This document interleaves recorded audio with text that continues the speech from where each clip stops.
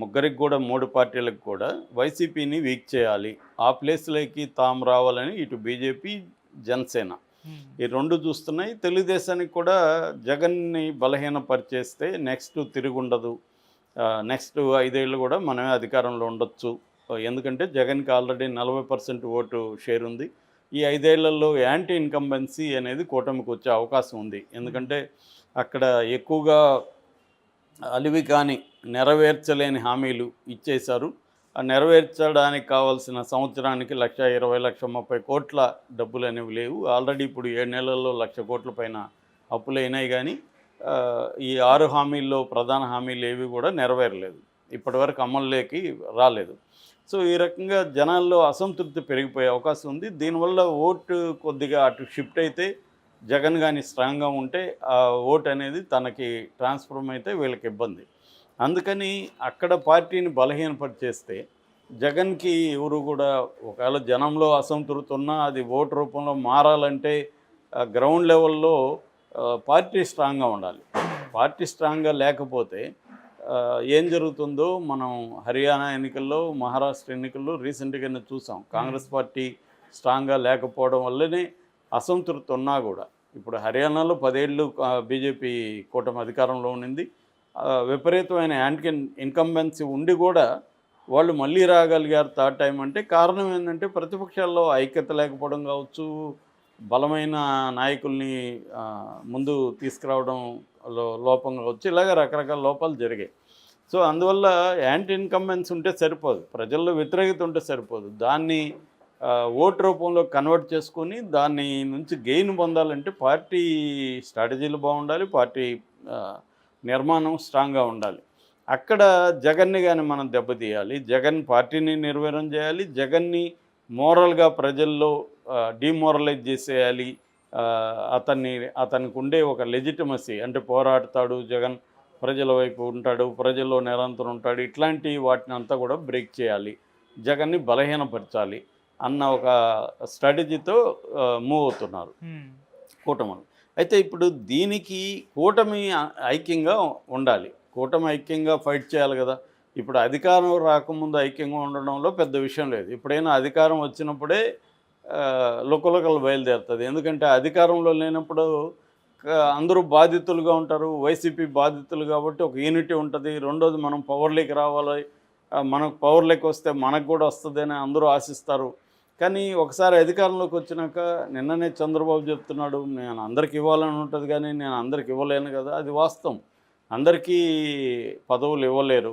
ఇవ్వలేనప్పుడు అసంతృప్తి ఉంటుంది. ఇప్పుడేమో కొత్తగా వైసీపీని వీక్ చేయాలి కాబట్టి వైసీపీ నుంచి కొంతమందిని పార్టీలోకి చేర్చుకోవాలి. చేర్చుకుంటేమో వాళ్ళు ఊరికే రారుగా, వాళ్ళకేవో హామీలు ఇవ్వాలి కదా, నీకు పదవి ఇస్తాను, నీకు కాంట్రాక్ట్లు ఇస్తాను, ఇంకోటి ఇస్తానని.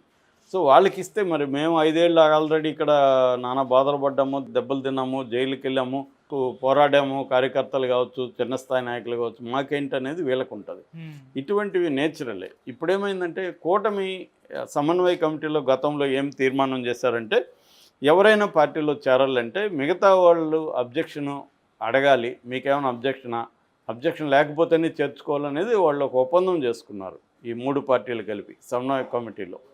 సో ఇప్పుడు బీజేపీలో ఎవరైనా చేరాలనుకో, హ్మ్. తెలుగుదేశం, జనసేనకి అబ్జెక్షన్ ఉండకూడదు. ఓకే. అట్లాగే తెలుగుదేశంలో చేరాలనుకో, జనసేనకి, బీజేపీకి అబ్జెక్షన్ ఉండకూడదు. జనసేనలో చేరాలనుకుంటే తెలుగుదేశానికి, బీజేపీకి అబ్జెక్షన్ ఉండకూడదు. ఇది వాళ్ళ ఒప్పందం. హ్మ్.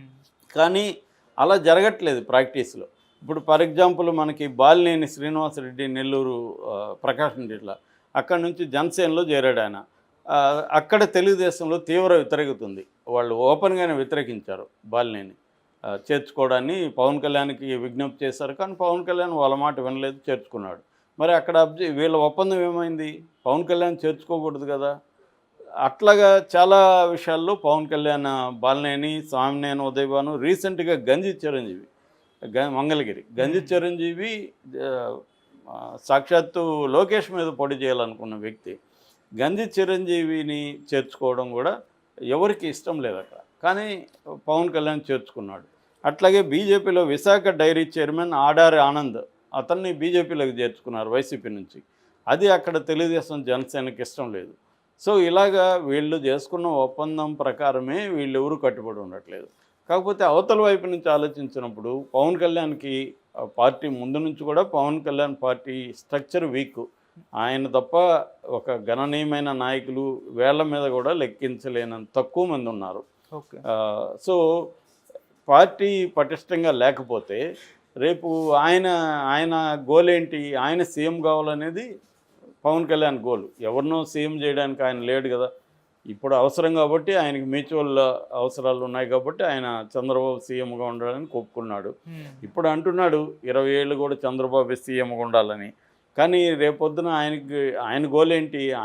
చంద్రబాబు సీఎంగా జీవితాంతం ఉండాలని అంటున్నాడంటేనే అక్కడే ఫిట్టింగ్ ఉంది. అంటే లోకేష్ అవ్వకూడదని. ఎందుకంటే చంద్రబాబు ఆయన గోల్ ఏంటి చంద్రబాబుది?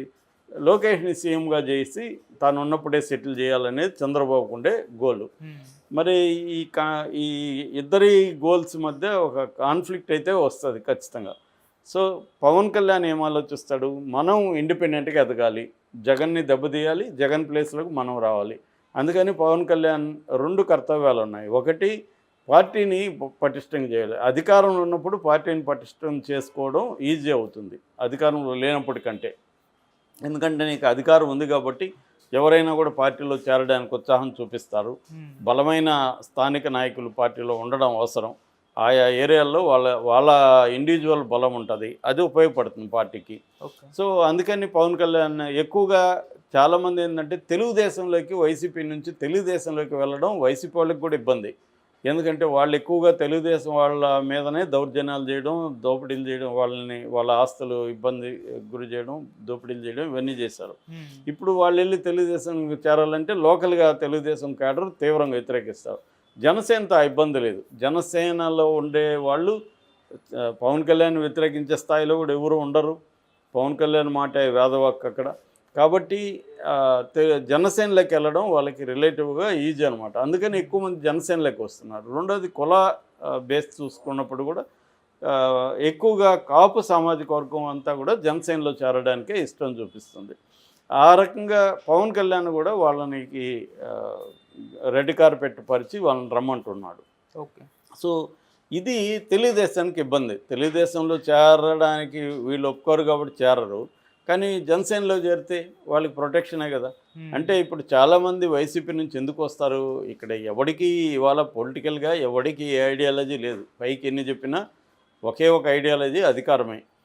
ఎవరికి ఏం ఐడియాలజీ లేవు. కానీ నాయకులకి ఏముంటుందంటే, ఒకటి అధికారంలో ఉన్న పార్టీలో ఉంటే వాళ్ళకి ఫస్ట్ ప్రొటెక్షన్ దొరుకుతుంది. వైసీపీలో ఉంటే ప్రొటెక్షన్ ఉండదు. వాళ్ళ మీద కేసులు పెడతారు, ఆస్తులు అని ధ్వంసం చేస్తారు, రకరకాలుగా వాళ్ళని ప్రెజర్ చేస్తారు. అందుకని వాళ్ళు పార్టీలోకి వచ్చేస్తే ఒక సేఫ్ జోన్గా పార్టీ మారిపోతుంది.